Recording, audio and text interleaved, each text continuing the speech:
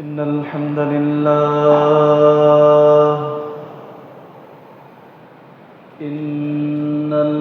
لله نحمده ونستعينه.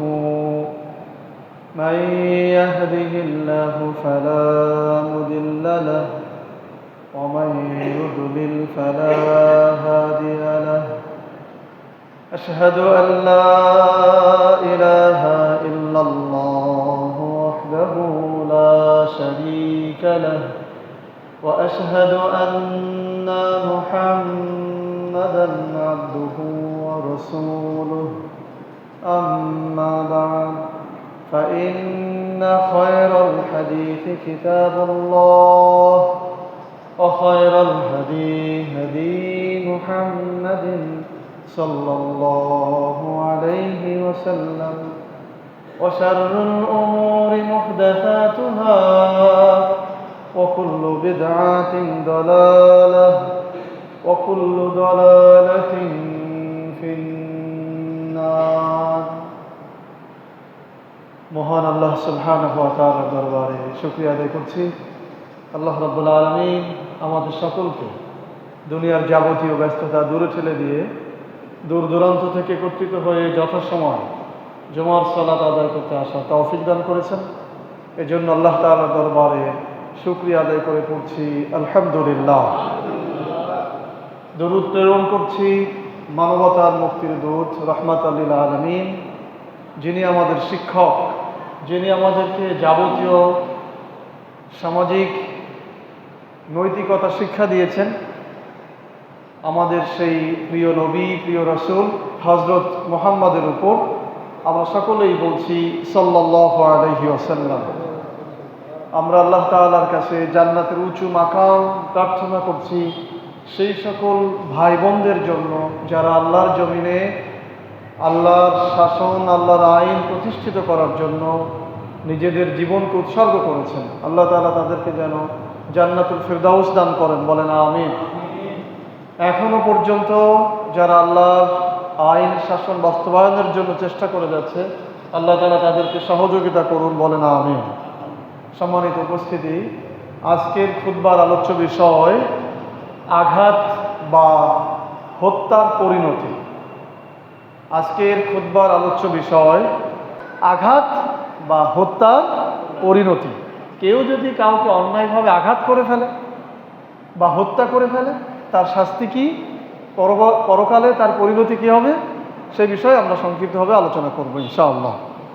তো প্রথমেই আমরা এই আলোচনাটার জরুরত কেন সেই বিষয়ের দিকে একটু নজর দেব।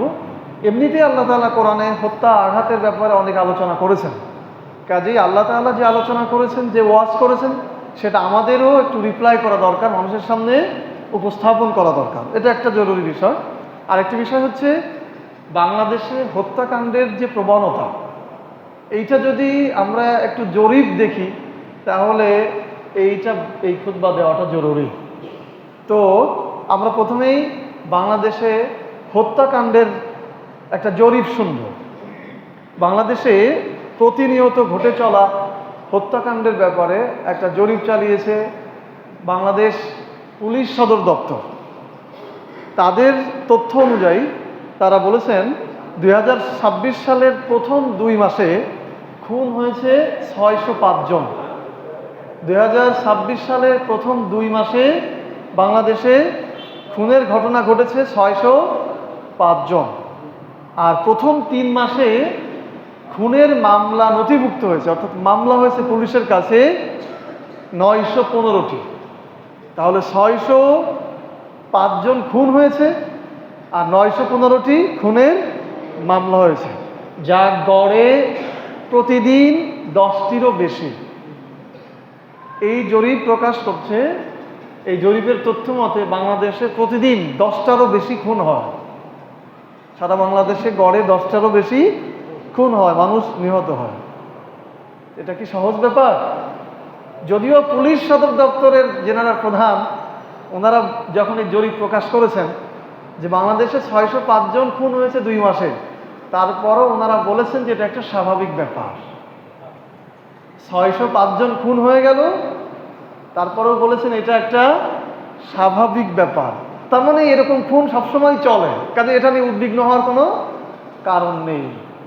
যেখানে আল্লাহ সুবহানাহু ওয়া তাআলা একজন মানুষ অন্যায়ভাবে নিহত হলে উদ্বিগ্নতা প্রকাশ করেছেন।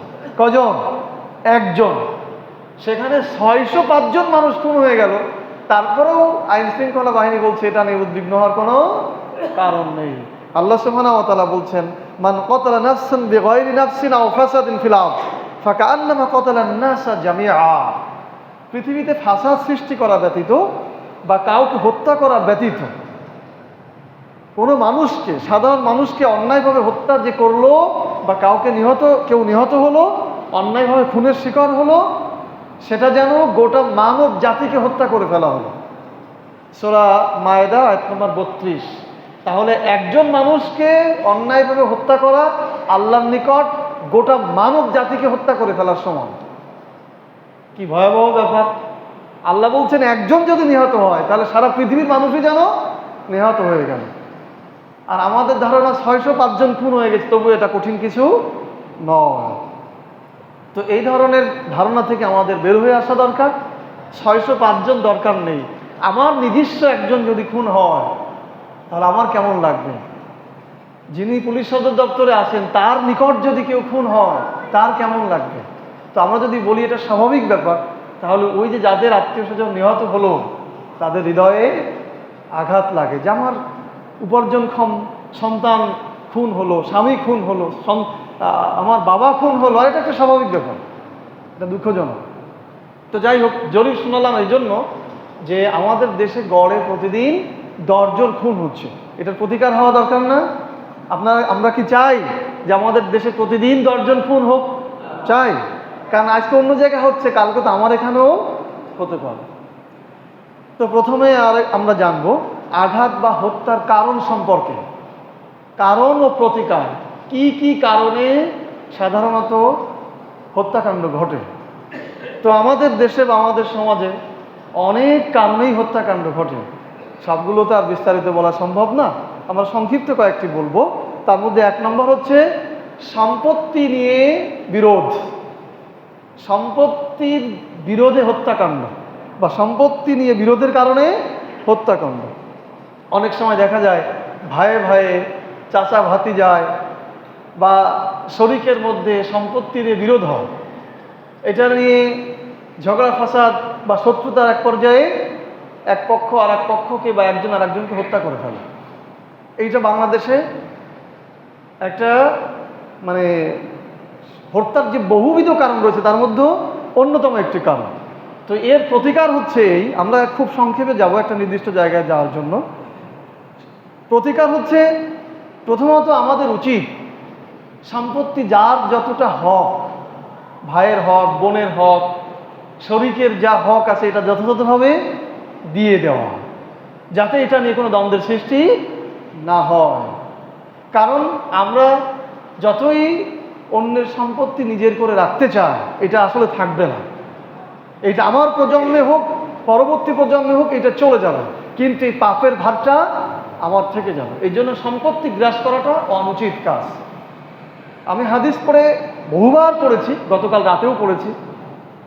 আমি অবাক হয়েছি যে আল্লাহ রাসূল বলছেন কেউ যদি 1 বিঘত পরিমাণ জমি অন্যায়ভাবে আত্মসাৎ করে, জুলুম করে নেয়, তাহলে হাসরের মাঠে তার উপরে 7টা জমিন বোঝা হিসেবে চাপিয়ে দেওয়া হবে। এটা নিয়ে তুমি যাও আল্লাহর সামনে যে বিচার করা। কি কঠিন কথা! তো আমরা কি কেউ চাই 7টা জমিন আমার মাথার পরে উঠাতে? এই চিন্তা করলে কিন্তু আর জমি ফাঁকি দেওয়াও লাগবে না, আর হত্যাকাণ্ড আমাদের সমাজ থেকে অনেক কমে আসবে, আর সম্পদ আমাদের তেমন কোনো কাজ দেবে না। আল্লাহ সুবহানাহু ওয়া তাআলা বলছেন, ইয়াউমা লা ইয়ানফাউ মালু ওয়ালা বানুন ইল্লা মান আতাল্লাহ বিকলবিন সালিম ওয়া উজলিফাতিল জান্নাতু লিল মুত্তাকিন। আল্লাহ বলছেন সেদিন সম্পদ এবং সন্তান কোনো উপকারে আসবে না। সেদিন সে ব্যক্তি উপকৃত হবে যে পরিচ্ছন্ন আত্মা নিয়ে আল্লাহর নিকট আসবে, আর যারা মুত্তাকি তাদের জন্য জান্নাতের দরজাকে খুলে দেওয়া হবে। কাজেই আমরা এই সম্পত্তি নিয়ে মারামারি করব না, হত্যাকাণ্ড ঘটাবো না। 2 নম্বর, পরকীয়ার কারণে হত্যাকাণ্ড। আমাদের বাংলাদেশে বহুবিধ কারণের মধ্যে অন্যতম একটি পরকীয়ার কারণে হত্যাকাণ্ড। আমাদের দেশে অসংখ্য নারী পুরুষ আর পর্দাহীনতার ছড়াছড়ি, যার ফলে বিবাহের পরেও একে অন্যের সাথে সম্পর্ক পূর্বে থাকলে আবার শুরু হয়, অথবা নতুন করে শুরু হয়। এখন স্বামী স্ত্রীর উপরে ক্ষিপ্ত হয়ে হয় স্ত্রীকে হত্যা করে ফেলে, না হয় ওই থার্ড পারসন যে তাকে হত্যা করে, অথবা স্ত্রী স্বামীকে হত্যা করে। এরকম ঘটনা আমাদের দেশে প্রতিনিয়তই ঘটছে। এখন এই পরকীয়ার ক্ষেত্রে প্রতিকারটা কি? পরকীয়ার হত্যাকাণ্ডের প্রতিকার হলো, প্রথমত নারী পুরুষের মধ্যে পর্দা প্রথার ব্যবস্থা জরুরিভাবে করতে হবে। সঠিকভাবে যদি পর্দার ব্যবস্থা করা যায় তাহলে পরকীয়া অনেকাংশে কমে আসবে। বাপ চাচার আমলে, দাদার আমলে এত পরকীয়া ছিল, কি বলেন আপনারা মুরব্বীরা বলেন? বাপ চাচার আমলে এত পরকীয়া ছিল, এখন যতটা বেড়েছে পর্দাহীনতার কারণে বেশি হয়েছে। তো এটি হচ্ছে প্রথম প্রতিকার। দ্বিতীয়ত হলো, স্বামী যদি বোঝে যে আমার স্ত্রী পরকীয়ায় লিপ্ত, তাকে বোঝানোর চেষ্টা করবে। যদি সে না ফেরে তো তাকে ছেড়ে দেবে, যাও তুমি তোমার যা পছন্দ তার সাথেই যাও, আমি তোমাকে সবাই মোতাবেক ছেড়ে দিলাম। জোর করে তো সংসার করা যাবে না। আবার স্ত্রীও যদি বোঝে যে আমার স্বামী আমাকে রাখবে না বা অন্য একজনের সাথে সম্পর্ক করবে, তখন স্ত্রীর উচিত, শরীয়তের যে বিধান আছে যে ঠিক আছে স্বামী তো আরও একজন বিবাহ করতে পারে, তো ঠিক আছে তুমি করে নিয়ে আসো, তবুও হারাম কাজের মধ্যে যেও না। আর স্ত্রী যদি মনে করে যে না আমি এর মধ্যে থাকবো না, তো স্ত্রীও শরঈ মোতাবেক কাজীর কাছে যে স্বামীর কাছ থেকে তালাক নিয়ে অন্য একজনের সাথে আবার সংসার করতে পারে। এটা তো আর ইসলামে বাধা নেই। কিন্তু এইটার কারণে হত্যাকাণ্ড ঘটাতে হবে, এইটা শয়তানের একটা ধোঁকা। যেখানে আল্লাহ সুবহানাহু ওয়া তাআলা স্বামীকে স্পষ্ট বলেছেন, ফানকিহু মা তাবা লাকুম মিনান নিসা মাসনা ওয়া সুলাসা ওয়া রুবা। তুমি যদি সঠিক ব্যবহার করতে পারো বা সামর্থ্য থাকে, তাহলে তুমি 2 জন 3 জন 4 জন বিবাহ করো। বিবাহ করতে তো নিষেধ নেই, পরকীয়া করা নিষেধ। আর যদি সেটা না পারো তো ফাওয়াহিদা, তুমি একজনই করো। তাহলে স্বামীর তো অধিকার আছে যে সে করতে পারে। আবার স্ত্রীর ক্ষেত্রে আল্লাহ তাআলা বলছেন, ওয়াশিরুহুন্না বিল মারুফ। পুরুষের যেমন অধিকার রয়েছে, নারীরও একই রকম অধিকার রয়েছে। পুরুষ যদি চিন্তা করে যে আমি আমার স্ত্রীকে রাখবো না, স্ত্রীও চিন্তা করতে পারে যে আমার এই স্বামী পছন্দ হচ্ছে না বা তার সাথে আমার সংসার চলছে না, আমি অন্যত্র চলে যাব।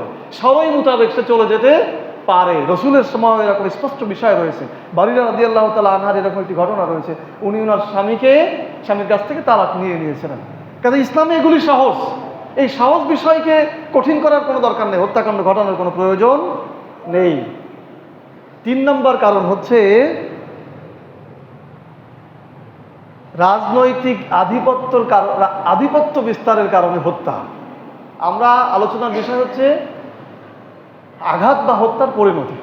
তো আমরা কারণ ও প্রতিকার সম্পর্কে জানছি। 3 নম্বর কারণ, রাজনৈতিক দলের আধিপত্য বিস্তারের কারণে হত্যা। আমাদের দেশে রাজনৈতিক দলের মধ্যে হত্যাকাণ্ড ঘটানোটা বহুবিধ কারণের মধ্যে অন্যতম আরেকটি। এক দলের কর্মী আর এক দলের কর্মীকে হত্যা করে ফেলে, এক দল আর এক দলের লোকদেরকে হত্যা করে। এটি আমাদের দেশে বহুল ঘটিত ব্যাপার না একটা। এর প্রতিকার হচ্ছে, যারা রাজনৈতিক দলের কর্মী, যারা নিজেদের ক্ষমতা বৃদ্ধির জন্য বা নিজের দলের ক্ষমতা বৃদ্ধির জন্য অন্য কাউকে হত্যা করে, তার এইটা চিন্তা করতে হবে, তার মধ্যে এই বিবেক জাগ্রত করতে হবে যে আমি যার জন্য বা যে দলের জন্য হত্যা করছি, সে আমার এই হত্যাকাণ্ডের দায়ভার নিবে না। কাজে আমি এই হত্যাকাণ্ডের মতো জঘন্য অপরাধের কাজ করতে পারি না। এটা আল্লাহর কাছে যেমন অপরাধ, বিবেকের কাছে অপরাধ। আমি যাকে হত্যা করলাম তার ছোট শিশু সন্তান থাকতে পারে, তার মা বাবা থাকতে পারে, তার স্ত্রী থাকতে পারে, আমি তাকে হত্যা করে ফেললাম। হত্যা যদি হয়ে যায় তাহলে এটা সংশোধনের আর উপায় আছে? তাকে কি আর বাঁচানো যাবে?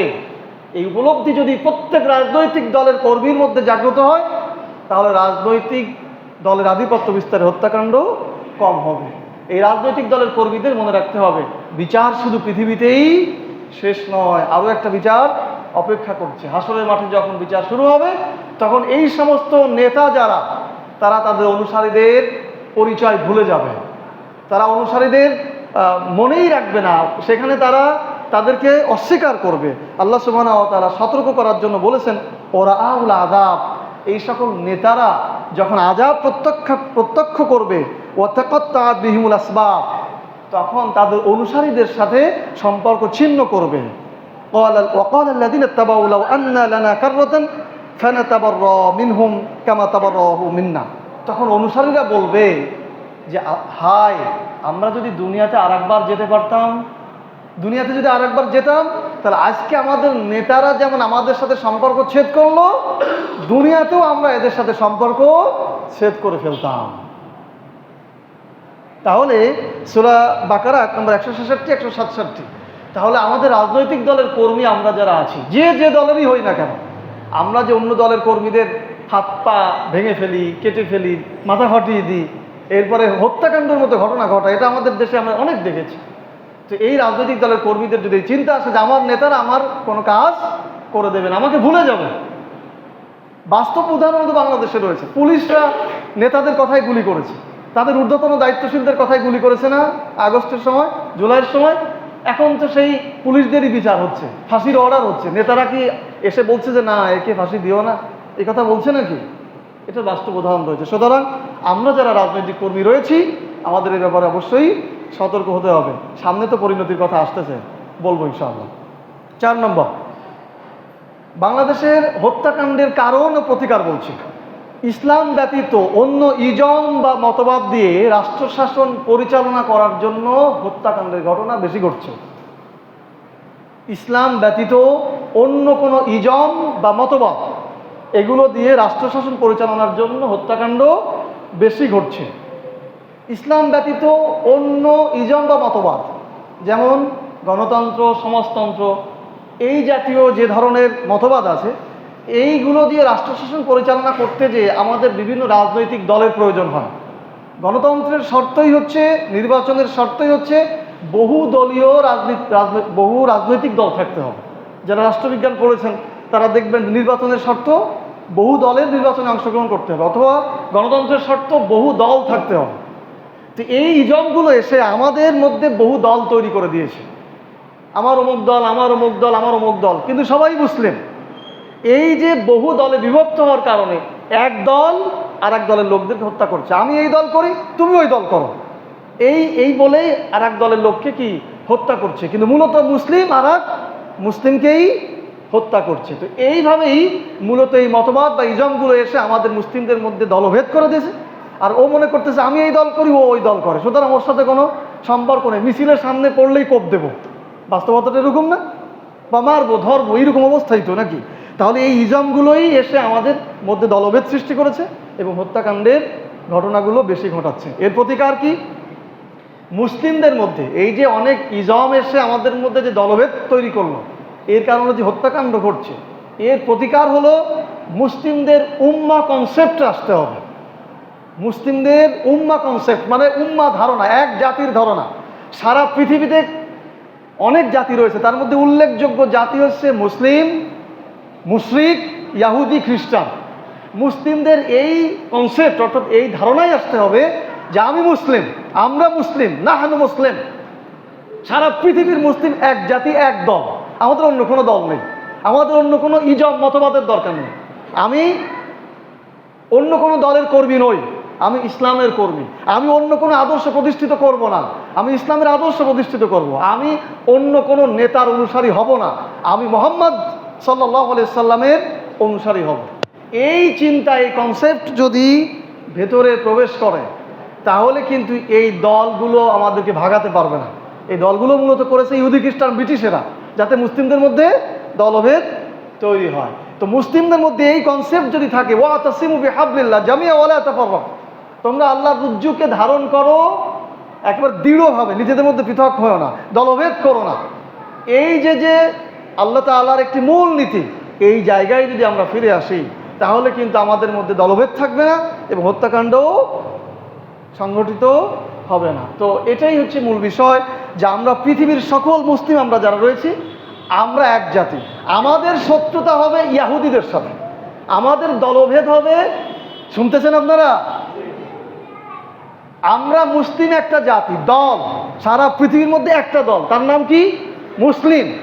আমাদের ভিন্ন দল হচ্ছে ইয়াহুদি, আমাদের ভিন্ন দল হচ্ছে খ্রিস্টান, আমাদের ভিন্ন দল হচ্ছে মুশরিক, ভারতের মুশরিক, এরা হচ্ছে আমাদের কি ভিন্ন দল।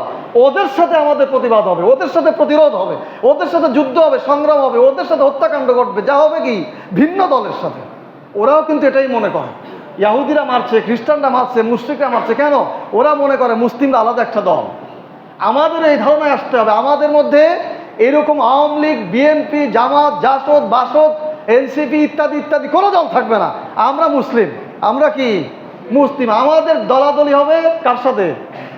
খ্রিস্টানের সাথে, ইহুদির সাথে, মুশরিকের সাথে। এই কনসেপ্টে যদি আসে, এই শত্রুতায় যদি আসে, তাহলে মুসলিম আর মুসলিমকে হত্যা করবে না। ঠিক না ঠিক? 5 নম্বর সর্বশেষ কারণ এবং প্রতিকার সম্পর্কে বলছিলাম।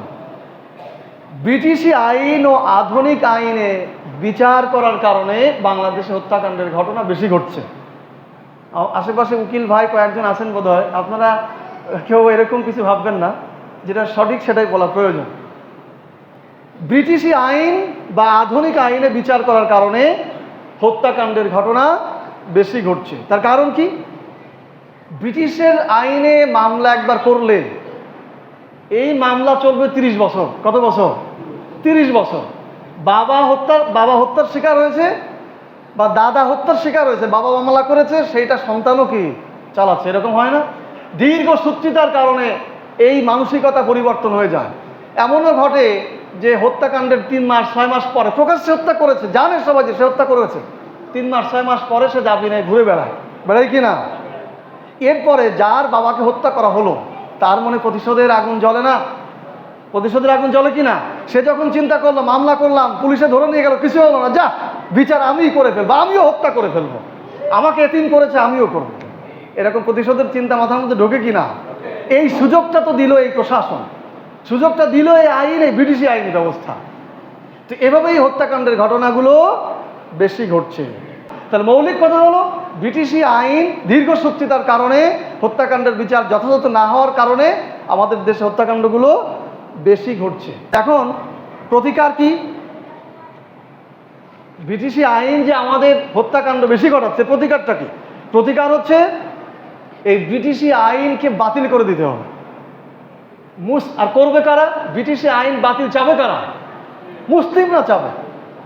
কারণ মুসলিমদের একটা নিজস্ব আইন গ্রন্থ আছে, মুসলিমদের নিজস্ব আইন প্রবর্তক আছে, মুসলিমদের নিজস্ব বিচার ব্যবস্থা আছে। কাজে এদের তো ব্রিটিশি আইন ধার করার দরকার নেই, ব্রিটিশি ল দরকার নেই। এটা আধুনিক, অনেকে বলে যে এটা তো সেকালের আইন। ওই আইন, তুমি তো শুধু কোরআনের 4-5টা আইন নিয়ে পড়াশুনো করেছি, এর সাপেক্ষে যে আরও কত আইন আছে, এটা হাদিস পড়লে, ফিকি গ্রন্থ পড়লে পাওয়া যায়। এগুলো দিয়েই পুরো বিশ্বের রাষ্ট্র ব্যবস্থা, বিচার ব্যবস্থা চালানো সম্ভব। তাহলে এই ব্রিটিশি আইনকে যদি আমরা বাতিল করে দিতে পারি, কোরআনের আইনকে প্রতিষ্ঠিত করতে পারি, তাহলে হত্যাকাণ্ড কমে যাবে। আর মুসলিমরাই এটা বাস্তবায়নের চেষ্টা করবে, কারণ মুসলিমদের কাছে আল্লাহই শ্রেষ্ঠ আইনদাতা, আল্লাহই শ্রেষ্ঠ বিচারক। আল্লাহ বলেছেন, আল্লাহ এটা বলেছেন, আল্লাহ বলছেন ওমান আহসানু মিনাল্লাহ হুকমান লিকাওমিন ইউকিনুন। মুসলিমদের কাছে কি আল্লাহ ব্যতীত শ্রেষ্ঠ বিচারক আছে? আপনাদের কাছে আল্লাহ ব্যতীত শ্রেষ্ঠ আইনদাতা কেউ আছে? বিচারক কেউ আছে? তাহলে মুসলিমরাই তো রাজপথে আন্দোলন করবে, আমরা ব্রিটিশি আইন চাই না। এটা ইমানের দাবি। এখন কিন্তু মিছিল, স্লোগান দেওয়ার সুযোগ হয়েছে। দেখেন না, কয়দিন কালেমার পতাকা নিয়ে মিছিল হলো, সুশুলদের মাথার মধ্যে চিন্তা ঢুকে গেছে, সর্বনাশ, এই কালেমার পতাকা আবার কারা। আসলে এটা কিন্তু সবাই বুঝে শুনে যায়নি, অনেকে আবেগেও গেছে। তো আপনি এখন তো মুসলিমদের উচিত ছিল যে আমরা কোরআনের আইন চাই, এটা ইমানের দাবি। আরে কেউ না করুক, একা একা মিছিল দিতে হবে যে আমি কোরআনের আইন চাই, আমারটা তো আমি বাঁচলাম। বুঝেননি কথা? তো যাই হোক, আমি যেটা বোঝাতে চাচ্ছিলাম, আমাদের নিজস্ব আইন আছে, বিচার ব্যবস্থা আছে। আমাদের আইন প্রবর্তক হচ্ছেন কে? ব্রিটিশি আইনের প্রবর্তক হচ্ছে গ্যালিলিও, অস্টিন, এরা হচ্ছে ব্রিটিশি আইনের প্রবর্তক। আর আমাদের প্রবর্তক কে? আল্লাহ তাআলা। সেটাই আমাদের মেনে নেওয়া উচিত ছিল। আল্লাহ সুবহানাহু ওয়া তাআলা বলেছেন, ওয়ালাকুম ফিল কিসাস হায়াতুন ইয়া উলিল আলবাব। কিসাসের মধ্যে রয়েছে তোমাদের জীবন। কিসাসের বাংলা অর্থ হচ্ছে প্রতিশোধ। কিসাসের বাংলা অর্থ কি? প্রতিশোধ। যেটা ব্যাখ্যা হচ্ছে, কেউ যদি কাউকে অন্যায়ভাবে হত্যা করে, বিচারের মাধ্যমে তার হত্যার মৃত্যুদণ্ডের রায় দিয়ে প্রকাশ্যে অন্য লোকদেরকে ডেকে, সমাজের সমস্ত লোকদেরকে ডেকে তাকেও একইভাবে হত্যা করে ফেলে। এখন সুশীলরা প্রশ্ন করে এটা কি হলো, একজনকে তো, আপনারা কষ্ট হচ্ছে আপনাদের? কষ্ট তো আমার হচ্ছে, ঘেমে গেছি, একটু ধৈর্য ধরেন, শেষ করে দেবেন, হয়ে গেছে, শেষ পর্যায়ে চলে আসছি। পরিণতি একটা হাদিস বললে হয়ে যাবে। কি যেন বলতেছিলাম? সুশীলদের প্রশ্ন হচ্ছে একজনকে মেরে ফেলা হলো, আবার আর একজনকে মারতে হবে কেন? এর মধ্যে আবার জীবন থাকলো কিভাবে? জীবন থাকলো এইভাবে, যখন একজনকে মারার কারণে প্রকাশ্যে এই এলাকায় 5,000 লোকের সামনে একজনকে কিসাস করা হলো, তখন বাকি মানুষরা ভয়ে তটস্থ হবে, সর্বনাশ, আমিও যদি এ কাজ করি তাহলে আমার অবস্থাও তো এরকম হবে। একজনকে আঘাত করে হাত ভেঙে ফেলেছে, বিচারের মাধ্যমে তারও হাত ভেঙে ফেলা হলে অন্য একজন বসবে, সর্বনাশ, আমি যদি আর একজনকে আঘাত করি আর ঠিক সময় আঘাত তো আমাকে দেবে। তখন সমাজে অপরাধ প্রবণতা কি কমে আসবে। এই জন্যই আল্লাহ বলেছেন ওয়ালাকুম ফিল কিসাস হায়াতুন ইয়া উলিল আলবাব, হে জ্ঞানীরা, কিসাসের মধ্যে রয়েছে জীবন। এই কিসাস যদি বাস্তবায়ন করো তাহলে তোমরা নিরাপদে থাকতে পারবা। কাজেই আমাদের উচিত, আমরা যারা মুসলিম রয়েছি, এই ধরনের হত্যাকাণ্ড থেকে বাঁচার জন্য কোরআনের আইন, ইসলামের আইন বাস্তবায়ন করা, ব্রিটিশি আইনকে বাতিল করে দেওয়া। আমরা অন্তত এই বিষয়ে সচেতন হতে পারলাম তো, মাশাআল্লাহ। এখন আমরা পরিণতি বলেই শেষ করব। আঘাত বা হত্যার পরিণতি, আলোচনার মৌলিক যে বিষয়টা ছিল আঘাত বা হত্যার পরিণতি, আমরা হাদিস দিয়ে শুরু করব। আন আব্দুল্লাহ রাদিয়াল্লাহু তাআলা আনহু قال قال النبي صلى الله عليه وسلم اول ما يقضى بين الناس في الدماء রাহু বুখারী কিতাবুদ দিয়াত। হযরত আব্দুল্লাহ রাদিয়াল্লাহু তাআলা আনহু থেকে বর্ণিত, তিনি বলেন নবী সাল্লাল্লাহু আলাইহি সাল্লাম বলেছেন আউয়ালু মা ইউকযা বাইনান নাস ফিদ দিমা, হাসরের মাঠে মানুষের মধ্যে সর্বপ্রথম যে বিচার কার্য অনুষ্ঠিত হবে সেটি হচ্ছে রক্তপাতের বা হত্যাকাণ্ডের। অর্থাৎ হাসরের মাঠে প্রথম বিচার হবে কিসের? হত্যাকাণ্ডের বা রক্তপাত ঘটানোর। বুখারী শরীফ দিয়াত অধ্যায়ের হাদিস। আপনাদের মনে একটা প্রশ্ন থাকতে পারে যে নামাজের হিসাব হবে, ওইটা হচ্ছে ব্যক্তিগত ইবাদতের ক্ষেত্রে। ব্যক্তিগত আমল নামা যখন শুরু হবে তখন আগে কি হবে? নামাজের হিসাব। আউয়ালু মা ইউহাসাবু বিল আবদু ইয়াউমাল কিয়ামাতিস সালাহ, যে হাদিস মুখস্থ করেছেন। কিন্তু এই সামাজিক বিচারের ক্ষেত্রে সর্বপ্রথম বিচার হবে কিসের? হত্যাকাণ্ডের ও রক্তপাতের। আন আব্দুল্লাহ ইবনে ওমর রাদিয়াল্লাহু তাআলা আন নবী সাল্লাল্লাহু আলাইহি ওয়াসাল্লাম قال মান ক্বাতালা নাফসান মাহিদাতান লাম ইয়ারাহ রায়হাতাল জান্নাহ, রাহুল বুখারী কিতাবুদ দিয়াত। হযরত আব্দুল্লাহ ইবনে ওমর রাদিয়াল্লাহু তাআলা আনহু নবী সাল্লাল্লাহু আলাইহি ওয়াসাল্লাম থেকে বর্ণনা করেছেন, যে ব্যক্তি কোনো মানুষকে হত্যা করে ফেললো, যে ব্যক্তি কোনো মানুষকে হত্যা করে ফেললো যার নিরাপত্তা রয়েছে, সে জান্নাতের সুঘ্রাণ পাবে না, অর্থাৎ সে জান্নাতের মধ্যে প্রবেশ করবে না। বুখারী শরীফ দিয়াত অধ্যায়ের হাদিস। আমরা আল্লাহ তাআলার একটি আয়াত দিয়ে শেষ করব। আল্লাহ সুবহানাহু ওয়া তাআলা পরিণতির কথা বলছেন। কেউ যদি কাউকে হত্যা করে, কেউ যদি কাউকে আঘাত করে, তার পরিণতি সম্পর্কে বলা হচ্ছে। দুনিয়াতে, আমি সংক্ষেপে বলে দিই, হাদিস অনুবাদ করতে গেলে সময় লাগবে। দুনিয়াতে আপনি যদি কাউকে আঘাত করেন তাহলে হাসরের মাঠে আপনাকেও অনুরূপ আঘাত করা হবে। রাসূল সাল্লাল্লাহু আলাইহি ওয়াসাল্লাম বলেছেন হাসরের মাঠে পশুর বিচার হবে। শিংওয়ালা পশু দুনিয়াতে আর একটা শিংহীন পশুকে আক্রমণ করেছিল, সেদিন বিচার হবে যে ওই শিংহীন যে পশু, দুর্বল পশু, তাকে বলা হবে তুমি ওকে আক্রমণ করো। এই হাদিস থেকে বলা হয় দুনিয়াতে আপনি শক্তিশালী হয়ে যদি কাউকে আক্রমণ করেন, আঘাত করেন, তাহলে আপনাকেও হাসরের মাঠে আঘাত করা হবে। জুলুমের আরেকটি হাদিস রয়েছে, তোমরা যদি কারো সম্মান নষ্ট করো বা কাউকে আঘাত করো তাহলে আজকেই তার কাছ থেকে ক্ষমা চেয়ে নাও, অন্যথায় হাসরের মাঠে তোমার সওয়াব তাকে দিয়ে দেওয়া হবে, আর যদি তোমার সওয়াব না থাকে তার পাপ তোমার ঘাড়ে তুলে দেওয়া হবে।